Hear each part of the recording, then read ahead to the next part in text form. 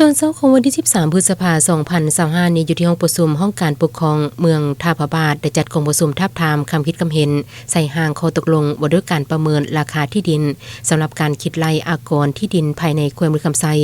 โดยการเป็นประธานของท่านกรหลวงพิทักษ์คณะประจำภาคเมืองรักษาการห้องเจ้าเมืองท่าพระบาทมีตั้งหน้าคณะแผนกการเงินแขวงเมืองคำไซแขนงการเกี่ยวข้องขั้นเมืองและองค์การปกครองบ้านในบ้านภายในเมืองเข้าร่วมในกองประชุมคณะพิสอบขั้นแขวงได้ผ่านข้อตกลงฉบับเลขที่921ทับคบส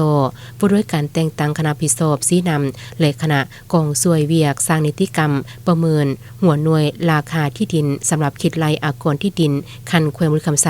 พร้อมทั้งผ่านห่างข้อตกลงอธิบายชี้แจงเกี่ยวกับการประเมินราคาที่ดินสำหรับคิดไล่อากรที่ดินภายในแขวงเมืองคำไซโดยข้อตกลงได้กำหนดการประเมินราคาที่ดินแต่ละเขตของเมืองเพื่อเป็นพื้นฐานการคิดไล่อากรที่ดินเฮ็ดให้เวียกงาน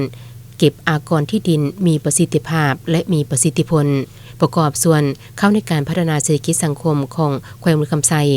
สำหรับการประเมินราคาที่ดินแม่นได้อิงใส่จุดพิเศษทางด้านที่ตั้งภูมิสันฐานลักษณะโครงล่างพื้นฐานคือดินปลูกสร้างที่อยู่อาศัยดินปลูกสร้างโรงงานการค้าการบริการและดินเกษตรกรรมตามเขตตัวเมืองเขตอ้อมใจกลางเมืองเขตขยายตัวเมืองเขตซานเมืองเขตกำหนดพัฒนาและอื่นๆหลังจากนั้นบรรดาทานแขนงการที่เกี่ยวข้องได้ประกอบความคิดความเห็นใส่ห่างข้อตกลงเพื่อปรับปรุงให้มีเนื้อในครบถ้วนสอดคล้องกับสภาพความเป็นจริงของท้องถิ่นแต่ละเขตและฮักฐานบ้าน